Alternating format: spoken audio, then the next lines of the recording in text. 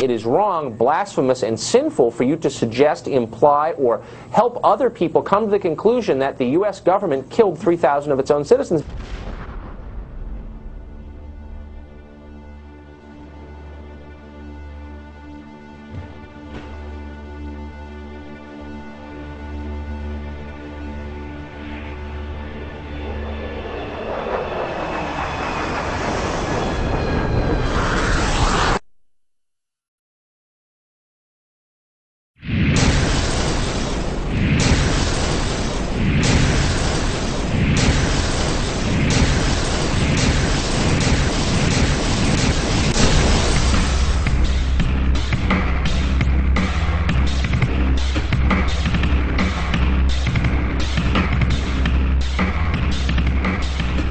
If a demolition team set off when you see the old demolitions of these old buildings. It looks like one of those scenes of an old building being purposely dynamited and blown up. Anybody who's ever watched a building being demolished on purpose knows that if you're going to do this, you have to get at the under-infrastructure of a building and bring it down. The way the structure is collapsing, this was the result of something that was planned. It's not accidental that the first tower just happened to collapse and then the second tower just happened to collapse in exactly the same way. How they accomplished this, we don't know. The building collapsed to dust. You don't find a desk. You don't find a chair. You don't find a telephone, a computer. The biggest piece of a telephone I found was half of the keypad, and it was about this big. What happened to the concrete? The concrete was pulverized from river to river. There was dust powder 2-3 inches thick. The concrete was just pulverized. Reminiscent of those pictures we've all seen too much on television before, when a building was deliberately destroyed by well-placed dynamite to knock it down. If they had detonated, they were planned to take down a building. I heard a second explosion. There was a heavy-duty explosion. Then there was secondary explosions and then subsequent collapses. An explosion blew and it knocked everybody over. To me, it sounded like an explosion. It sounded like gunfire. Bang, bang, bang, bang, bang. And then all of a sudden, 3 big explosions. We heard a big explosion coming down. And then the entire top of the building just blew up. We saw some kind of explosion. By the force of the explosions. Big explosion. Blew us back into the 8th floor. Then we get to the lobby. This is a big explosion. The lobby looked as though a bomb had exploded there. A huge explosion now raining debris. It's been a huge explosion. Huge explosion that we all heard and felt. We just witnessed some kind of follow-up explosion. We heard a very loud blast, explosion. And a secondary explosion at Tower 1 camp. That is another bomb going off. He thinks that there were actually devices that were planted in the building. Planted in the building.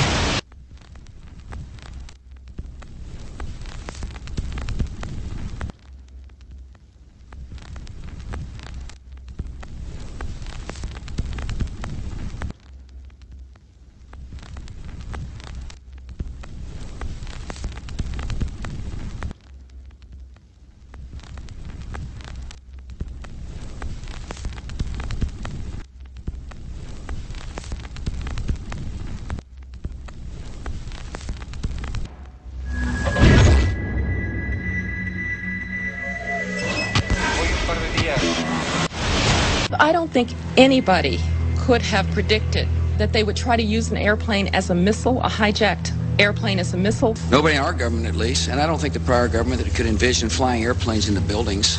No specific threat involving really domestic operation or involving what happened, obviously, the city's airliner and so. There were no warning signs that I'm aware of. USA Today reports that in the 2 years before the attacks on September the 11th, NORAD conducted exercises using hijacked airliners as weapons. And one target was the World Trade Center.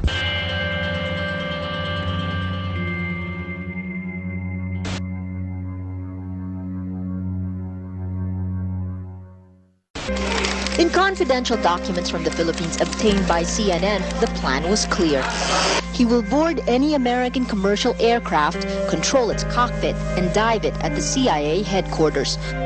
Other buildings targeted the Pentagon and the World Trade Center. Security in counterterrorism was blinking red, in the words of George Tenet, that the warnings of an imminent attack were so severe that something dramatic should have been done. It was unparalleled. Instead, our president went on a month-long vacation.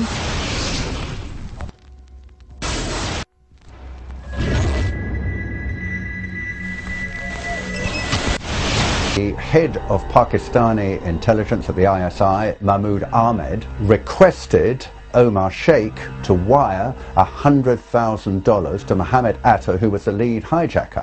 Hijacker Mohammed Atta received wire transfers via Pakistan. The man sending the money to Atta is believed to be Ahmed Umar Saeed Sheikh. Omar Sheikh admitted he was supported by the Pakistan government's intelligence service, the ISI.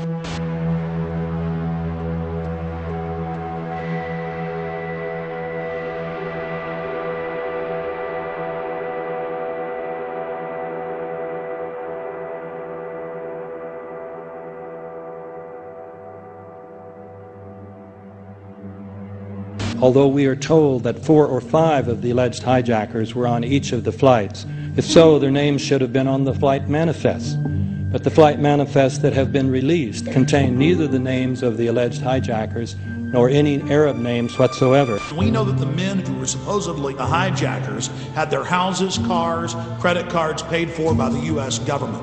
They were in truth agents. Evidence was also apparently planted. The passport of one of the hijackers on Flight 11 was allegedly found in the rubble. Goes through the fireball, through the side of the plane, and comes down to the ground unscathed. But something happened. For 6 months they reported they had this passport. Boy, we've got it, we've got the proof. And then the guy stood up and was alive. Several of these 19 men are still alive.